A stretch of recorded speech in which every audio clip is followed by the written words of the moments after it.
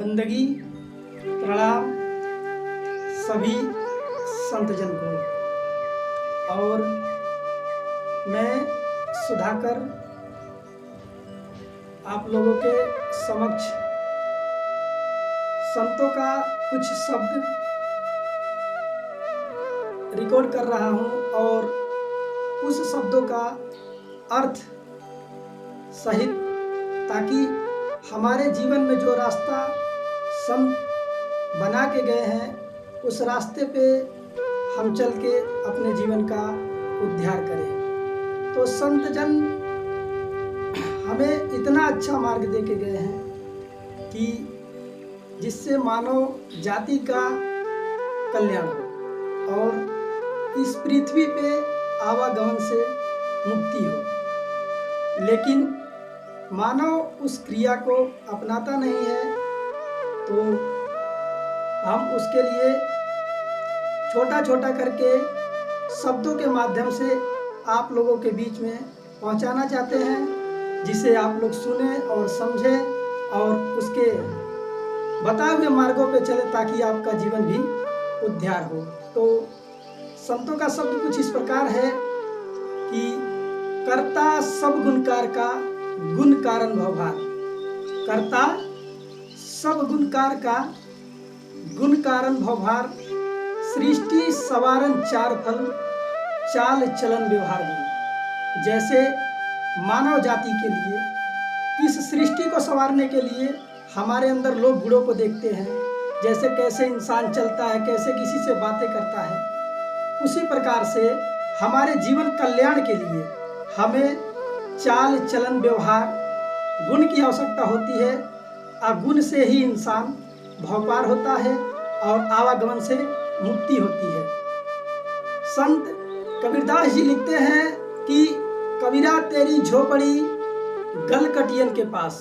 कबीरा तेरी झोपड़ी गलकटियन के पास, आज जैसी करनी तैसी भरनी, तू क्यों भया उदास। जैसे कि कबीरदास जी इस शब्द के माध्यम से हमें बताते हैं कि कबीरा तेरी झोपड़ी गलकटियन के पास, मतलब इस संसार में सभी एक दूसरे के अनहित के बारे में ही सोचते हैं। मतलब जैसे कि कुछ ही लोग ऐसे हैं जो हित के बारे में सोचते हैं, तो हमें कभी उस बात का दुख नहीं करना चाहिए, बल्कि हमें ये सोच के उस बातों को भुला देना चाहिए कि हमारे भाग्य में यही था और हमेशा सत्य कर्म करना चाहिए। उसके बाद संत जन लिखते हैं कि सकल हंस की बंदगी, सकल हंस की बंदगी और करु प्रणाम, सतगुरु सर सिरनाई के होत है वंचित काम, के बर मांगो मोहि देवहु, भजन करु चितलाय, संतों का सहयोग सुधाकर मांगो सर को झुकाए। जैसे कि सकल हंस की बंदगी, सब में हंस के समान एक पवित्र आत्मा सबके अंदर है और हमें उस पवित्र आत्मा को पवित्र बचा के और पवित्र रखना चाहिए। और इस शरीर के माध्यम से, ये मानव शरीर जो है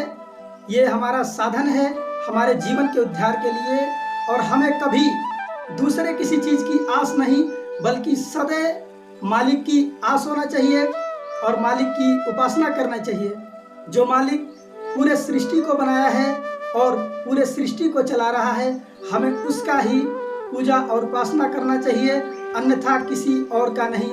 जो मालिक के बनाए हुए लोग हैं, उनके बनाए हुए चीज़ों को हमें ध्यान नहीं देना चाहिए, बल्कि उन मायाओं को हमें भुला देना चाहिए।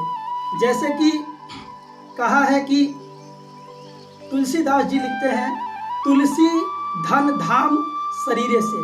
ये शरीर ही एक ऐसा साधन है जिससे मनुष्य धन भी कमा सकता है और धाम भी कर सकता है। जैसे कहीं जाना हो, आने जाने के लिए शरीर का उपयोग करना पड़ता है और धन कमाने के लिए हमें कड़ी से कड़ी मेहनत करनी पड़ती है। उसी तरीके से हमें भक्ति करके और अपने जीवन को उद्धार करना चाहिए, ना ही कि हमें अपने जीवन को इस मालिक के बनाए हुए माया के जालों में फंसा के अपने जीवन को बर्बाद करना चाहिए। धन्यवाद, प्रणाम, बंदगी।